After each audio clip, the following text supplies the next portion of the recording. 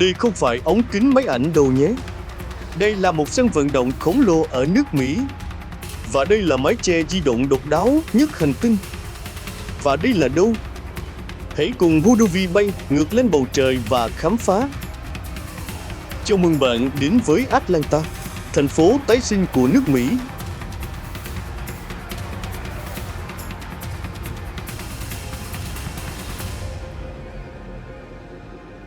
Từ trên cao, điều đầu tiên đập vào mắt là màu xanh. Hàng triệu tán cây phủ kín khắp thành phố, đến mức nhiều người gọi Atlanta bằng một cái tên rất đặc biệt: City in the Forest, thành phố trong rừng. Nhưng ít ai biết, ẩn dưới màu xanh ấy là một câu chuyện về sự tái sinh hiếm có trong lịch sử nước Mỹ. Có thời điểm, Atlanta gần như bị xóa khỏi bản đồ. Và rồi, thành phố ấy đã đứng dậy, không chỉ xây dựng lại chính mình, mà còn trở thành một trong những trung tâm quan trọng nhất của Hoa Kỳ.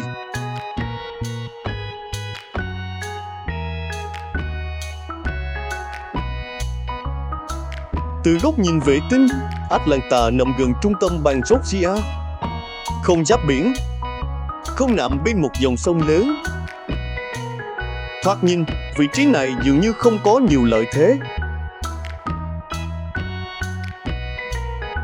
Nhưng chính điểm giao cắt giữa các tuyến đường sắt trong thế kỷ 19 đã biến Atlanta thành đầu mối giao thông quan trọng của miền Nam. Chính vì giá trị chiến lược đó, trong nội chiến Hoa Kỳ năm 1864, Atlanta trở thành mục tiêu của chiến dịch do tướng William T. Sherman chỉ huy. Sau khi chiếm được thành phố, quân đội liên bang đã phá hủy phần lớn cơ sở hạ tầng quân sự và đường sắt trước khi tiến ra biển trong cuộc hành quân nổi tiếng March to Tennessee. Sự kiện này đã để lại dấu ấn sâu đậm trong lịch sử Atlanta. Nhưng thay vì gục ngã, người dân nơi đây đã lựa chọn xây dựng lại. Tinh thần ấy vẫn còn được thể hiện trên biểu tượng thành phố, với hình ảnh chim phượng hoàng vươn lên từ tro tàn. Đó cũng là lý do nhiều người xem Atlanta là thành phố tái sinh của nước Mỹ. Tinh thần ấy tiếp tục thể hiện ở lĩnh vực giao thông.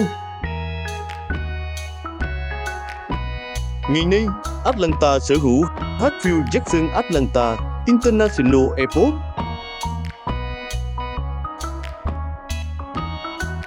Sân bay có lưu lượng hành khách thuộc nhóm bận rộn nhất thế giới trong nhiều năm liên tiếp.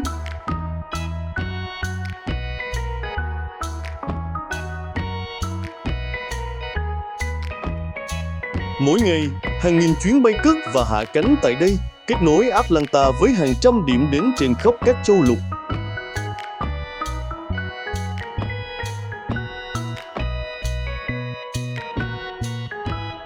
Nhờ vị trí địa lý thuận lợi, phần lớn các thành phố lớn ở miền Đông và miền Trung Hoa Kỳ đều nằm trong khoảng 2 giờ bay.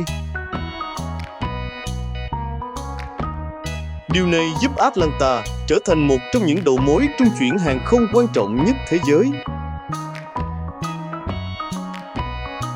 Nếu New York là cửa ngõ quốc tế của bờ Đông, thì Atlanta chính là ngã tư của bầu trời nước Mỹ.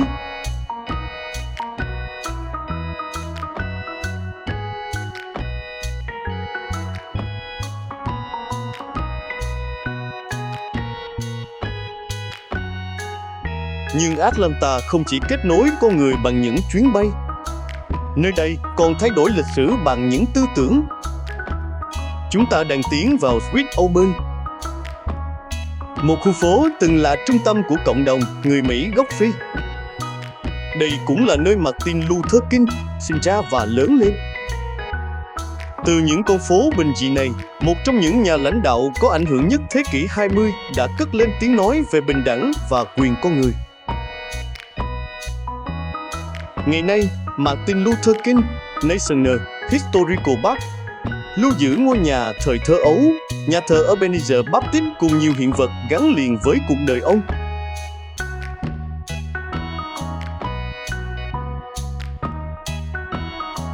Không xa đó là National Center for Civil and Human Rights. Một bảo tàng giúp du khách hiểu rõ hơn về phong trào dân quyền tại Hoa Kỳ và những cuộc đấu tranh vì quyền con người trên toàn thế giới. Atlanta vì thế không chỉ là một trung tâm kinh tế, mà còn là một biểu tượng của sự thay đổi xã hội.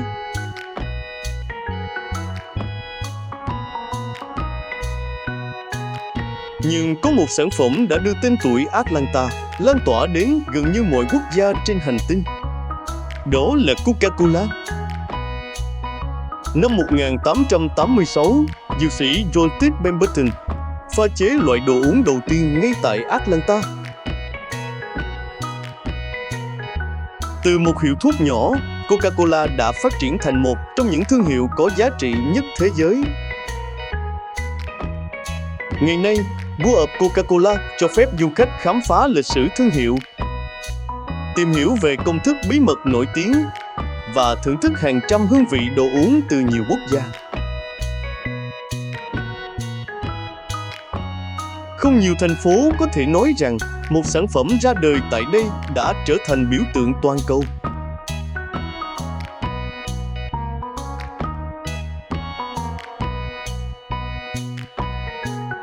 Atlanta còn lưu giữ ký ức về quá khứ theo một cách rất đặc biệt. Cyclorama, Bắc thủ of Atlanta. Đây là một trong số rất ít bức tranh toàn cảnh khổng lồ còn tồn tại tại Hoa Kỳ. Tác phẩm tái hiện trận chiến Atlanta với góc nhìn 360 độ, đưa người xem trở về một trong những thời khắc quyết định của nội chiến. Đó không chỉ là một tác phẩm nghệ thuật, mà còn là một tài liệu lịch sử sống động.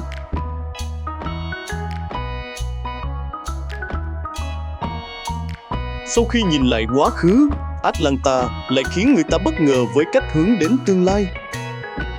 Atlanta Buildline. Ít ai nghĩ rằng những tuyến đường sắt bỏ hoang lại có thể biến thành một trong những dự án tái thiết đô thị nổi tiếng nhất nước Mỹ. Ngày nay, Beltline là mạng lưới đường đi bộ, xe đạp, công viên và không gian nghệ thuật công cộng, kết nối nhiều khu dân cư. Nơi từng chia cắt thành phố, giờ đây lại gắn kết cộng đồng. Đó là minh chứng rõ nhất cho triết lý tái sinh của Atlanta.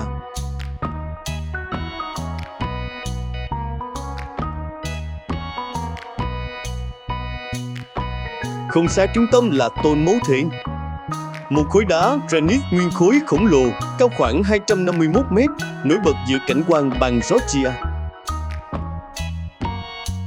Đây là một trong những khối đá lộ thiên lớn nhất thế giới.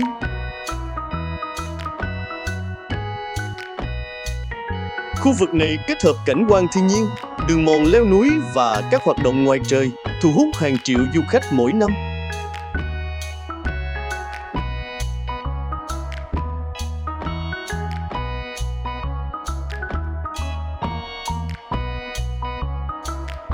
Nếu yêu thiên nhiên, dù Atlanta cũng là điểm đến nổi tiếng.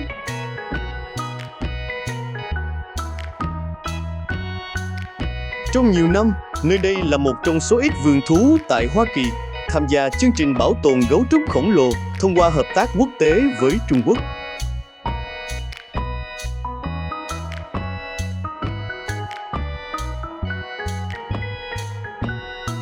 Bên cạnh đó, vườn thú còn tích cực tham gia các chương trình bảo tồn nhiều loài động vật quý hiếm khác.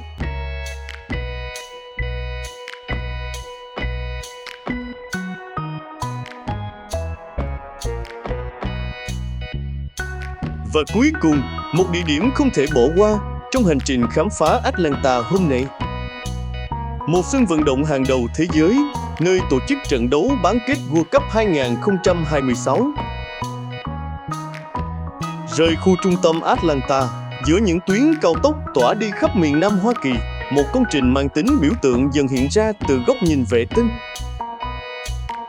Đó chính là Mercedes-Benz Stadium, một trong những sân vận động hiện đại và ấn tượng nhất thế giới. Điểm đặc biệt đầu tiên chính là mái vòm gồm 8 cánh khổng lồ có thể khép mở như ống kính của một chiếc máy ảnh. Chỉ trong khoảng 12 phút, Sân vận động có thể chuyển đổi từ không gian khép kín sang sân ngoài trời, một cơ chế độc đáo mà đến nay vẫn hiếm có trên thế giới. Ngay bên dưới mái vòm ấy là màn hình LED 360 độ khổng lồ, từng giữ kỷ lục là màn hình vòng tròn lớn nhất thế giới khi đi vào hoạt động. Dù ngồi ở bất kỳ vị trí nào, khán giả cũng có thể theo dõi trận đấu với góc nhìn rõ nét và sống động. Mercedes-Benz Stadium còn được thiết kế để phục vụ nhiều sự kiện thể thao hàng đầu. Chỉ trong vài giờ, nơi đây có thể chuyển đổi từ sân bóng bầu dục NFL sang sân bóng đá đạt chuẩn FIFA, sẵn sàng chào đón những giải đấu đẳng cấp thế giới.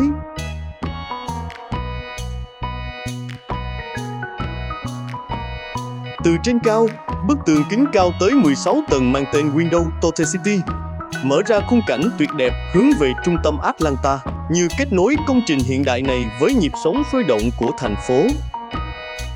Không chỉ nổi bật bởi kiến trúc sân vận động, còn gây ấn tượng với hơn 180 tác phẩm nghệ thuật. Bức tượng chim ưng bằng thép tái chế cao 23 mét.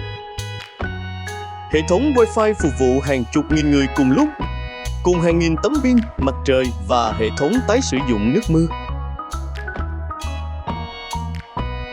Tất cả đã giúp Mercedes-Benz Stadium trở thành sân vận động chuyên nghiệp đầu tiên tại Hoa Kỳ đạt chứng nhận LEED Platinum về công trình xanh.